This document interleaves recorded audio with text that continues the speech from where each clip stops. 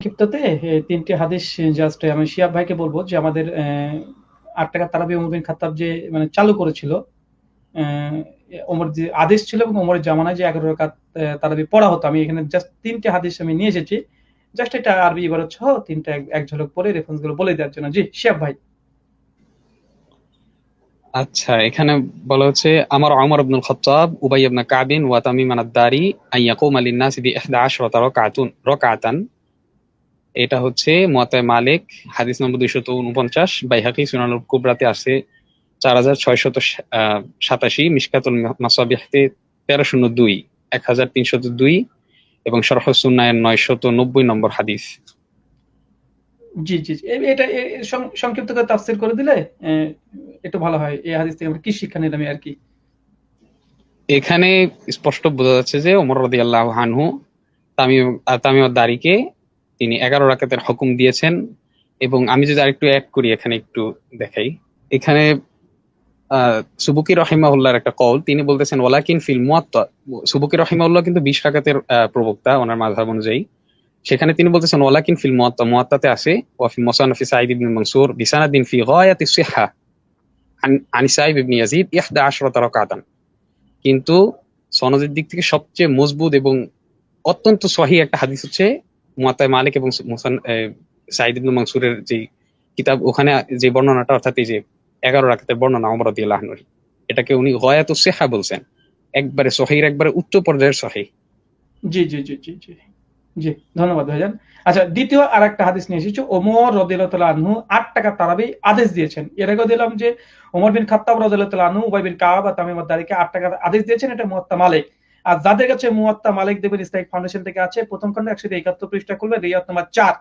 মানে অনুবাদ যেটা হয়েছে। আর দারসি নুসখা যেটা মাদ্রাসায় পড়ানো হয় মিশকাত, প্রথম মানে ১১৫ নম্বর পৃষ্ঠা লাইন নাম্বার ১ থেকে ৯ থেকে ১১ পর্যন্ত পড়ে নিবেন।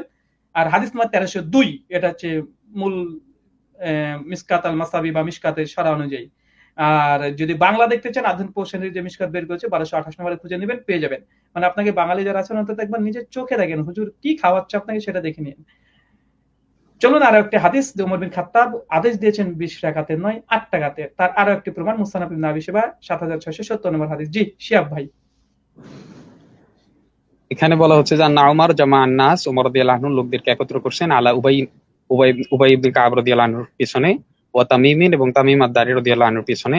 ফাকানা, তারা দুজন ইউসাল্লিয়ানে, সালাত আদায় করাতো 11 রাকাতান, 11 রাকাত। জি, আলহামদুলিল্লাহ। তার মানে আমরা দুটো দলিল পেয়ে গেলাম যে ওমর বিন খাত্তাবের নামে যে ২০ টাকা ২০ টাকা করে চিৎকার দেওয়া হয়। তো আসলে সহিহ সনদে আসলে ১১ রাকাতের কথা প্রমাণিত আছে।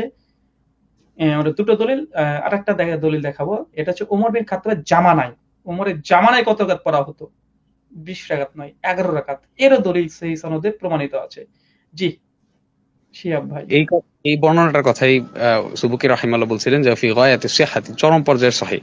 সুনানে জি, জি, সাঈদ ইবনে মাসউদের বর্ণনাটা, কুননা নাকুমু, আমরা দাঁড়াতাম, অর্থাৎ আমরা কিয়াম করতাম, ফি রমাদানা, ফি জামানি ওমর ইবনুল খাত্তাব, ওমর রাদিয়াল্লাহু আনহুর জমানায়, বি 11 রাকাতান, 11 রাকাতের মাধ্যমে। অর্থাৎ আমরা 11 রাকাত আদায় করতাম ওমর রাদিয়াল্লাহু আনহুর জমানায়। জি, জি, জি। মাশাআল্লাহ। এই হচ্ছে আমাদের ১১ রাকাত যে ওমর বিন খাত্তাব জামানায় পড়া হতো, তার আমরা কিছু দলিল নিয়ে আসলাম। আর হানাফি ভাইয়েরা মূলত তারা যে দলিলগুলো ব্যবহার করে যে আসলে তারাবি ২০ রাকাত ওমরের যুগে পড়া হতো, ওমরকে দিয়েছে। এর একটা হাদিসও সহিহ নয়। আমি এখানে জাস্ট ৩ খানা হাদিস শুধু দলিল সহ নামাজের মাসাইলে মাওলানা আব্দুল মতিন সাহেব নিয়ে এসেছেন। সেটা তাহাকিক পেশ করে ছেড়ে দিচ্ছি। দেখেন, দলিল সহ নামাজের মাসাইল ৪১১ নম্বর পৃষ্ঠায় একটা দলিল নিয়ে এসেছে। ইয়ে হচ্ছে ইয়াহিয়া ইবনে সাঈদ আল আনসারী থেকে। হযরত ওমর রাদিয়াল্লাহু তাআলা আনহু জৈনব সাহাবীকে নির্দেশ দিয়েছিলেন যে সাহাবীদের নিয়ে ২০ রাকাত পড়তে। তো এটা মুসনাদ ইবনে আবি শাইবায় এসেছে। এই হাদিসটাতে সরাসরি দলিল সহ নামাজের মাসাইলে আব্দুল মালিক সাহেব এবং মতিন সাহেব তারা বলছে এর সনদ সহিহ। তবে এই হাদিসের মধ্যে মুনকারির সূত্র বিচ্ছিন্ন। কেননা এই ইবনে সাঈদ যেহেতু হযরত ওমর রাদিয়াল্লাহু তাআলা যুগে পাননি, এই হাদিস আপনাকে সহিহ হয়ে গেল। মানে আশ্চর্য বিষয়। মানে ওমর বিন খাত্তাব রাদিয়াল্লাহু তাআলা আনহুর জামানাতে কি আমল হচ্ছে এটা এমন একজন ব্যক্তি ব্যবহার করেছে যে ওমরের জামানায় পায়নি। ওমর রাদিয়াল্লাহু তাআলা মৃত্যুর অনেক পরে তার মানে ঘটনা। আর সে বর্ণনা করছে। এটা হচ্ছে মুনকারী সত্র বিচ্ছিন্ন হাদিস। ১ নম্বর দলিল হানাফি ভাইদের। ২ নম্বর দলিল আরো একটা আছে, তাবি আব্দুল আজিজ ইবনে রুফাইয়া।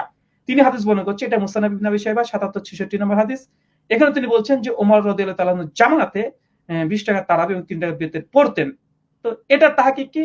এটাও 455 নম্বর পৃষ্ঠায় দলিল সহ নামাজের মাসাইলে আব্দুল মতিন সাহেব তিনি বলছেন, যাই হোক হাদিসটি একজন তাবি সাক্ষ্য, তিনি উমরি যুগ পাননি, মানে ওমর বিন খাত্তাবের যুগ পাননি।